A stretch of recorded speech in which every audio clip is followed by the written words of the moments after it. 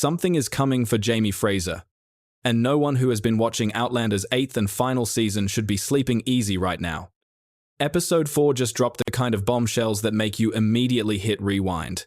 And the road into Episode 5 is paved with betrayal, gunpowder, and the very real possibility that the man we have rooted for across 8 seasons is walking straight into the worst fight of his life. Let's start where the tension is thickest. Jamie Fraser is no longer waiting. As of Episode 4, he has officially begun his war preparations. And the speed at which everything is escalating is genuinely unsettling. What caught so many viewers off guard, though, was not Jamie himself, but the man who has been quietly positioning himself as his most dangerous enemy. Mr. Cunningham's true intentions have finally been revealed, and the transformation was startlingly fast. One moment he was a figure hovering at the edges of the story. The next he was recruiting his own militia right there in Fraser's Ridge. That is not the move of a man who wants peace. That is the move of someone who has been planning this for a very long time. Meanwhile, Roger's mission to secure weapons hit a wall that nobody saw coming. The sacrifices Jamie made for Claire in the past have now come back around in a painful way, blocking the very weapon support that could change the outcome of the war. To make it worse, Roger has been pulled into a different conflict entirely, forced into the American Army's service before he can do anything about arming Fraser's Ridge. On the surface, that looks catastrophic, but there is a thread of hope running through all of this. For Roger to eventually get the weapons he needs, he must first prove his loyalty to the American side. Once he does that, once the Americans see that he is someone they can trust, the support could come through. And it has to. Because if it does not, Jamie's fate at the Battle of King's Mountain begins to look very much like the ending Frank's book described. On a quieter but no less significant front, Brianna's visit to Lord John Grey in Episode 4 gave the season one of its warmest moments. Lord John reaching out to Bree for help in repairing his relationship with William was the kind of emotionally honest scene this show does so beautifully. What made it even more moving was watching Brianna respond with such genuine warmth and openness. Her conversations with William in this episode were some of the best sibling exchanges the show has delivered. And it feels increasingly clear that William's path toward fully accepting Jamie is going to run straight through Bree. She is the bridge he does not realize he is already crossing. William's storyline is also getting complicated in a different direction. His closeness with Amaranthus is deepening quickly. Maybe too quickly. The chemistry between them reads as real and the attraction is undeniable. But something underneath the surface does not quite sit right. Amaranthus seemed to accept that Ben was dead and move on at a pace that felt, to put it gently, unusually swift. And William has not been entirely straightforward about the fact that Ben is actually alive. That is a secret with a very short shelf life. And when it comes out, and it will come out, the fallout is going to be significant.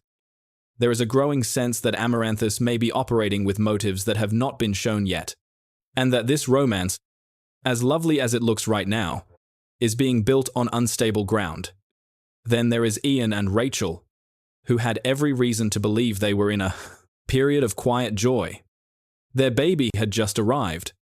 Life at Fraser's Ridge felt, for a brief and precious moment, like something worth holding on to. That moment ended when word came that the native communities to the north were in serious danger. Ian could not stay behind.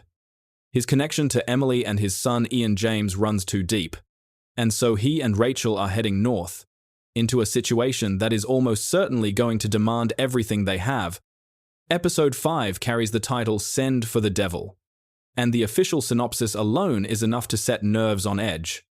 With the siege of Savannah raging outside the city walls, Brianna and Roger find themselves on opposite sides of the conflict, and Jamie confronts his demons at Lodge Night. That is a remarkable amount of tension packed into a single sentence. The siege of Savannah is where Roger and Bree's separation becomes most dangerous. Roger, swept into the American forces against his will now be obligated to participate in the siege itself. Bree, at the same time, is still with Lord John Grey, which places her squarely in the loyalist world. They are not just separated by distance, They are separated by the battle lines of a war.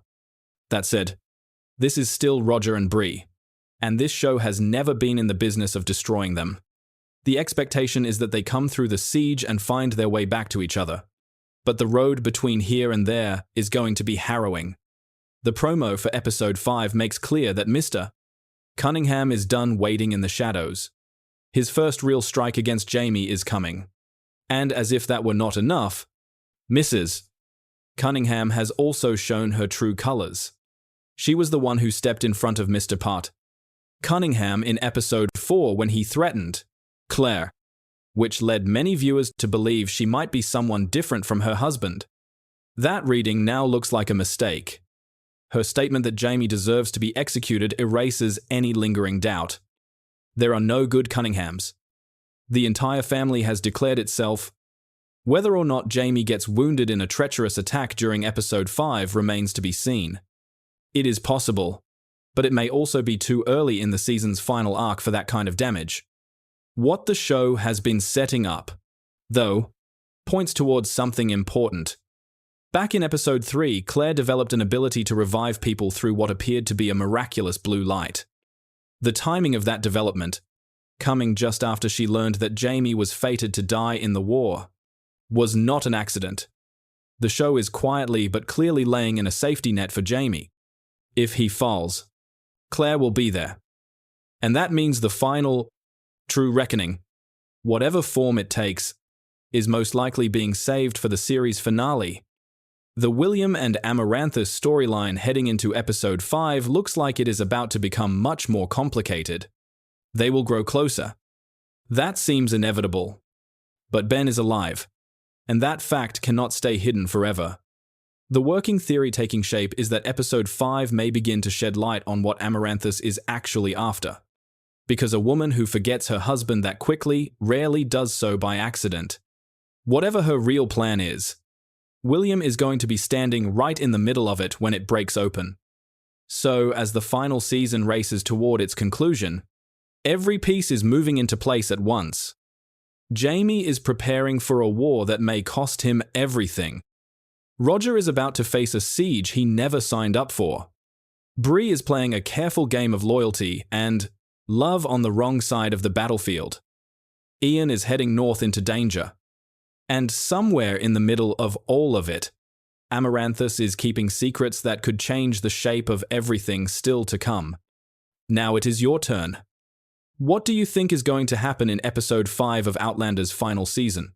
Do you think Jamie makes it through the Cunningham attack? Do you believe Amaranthus has been hiding something from William all along? Drop your predictions in the comments below.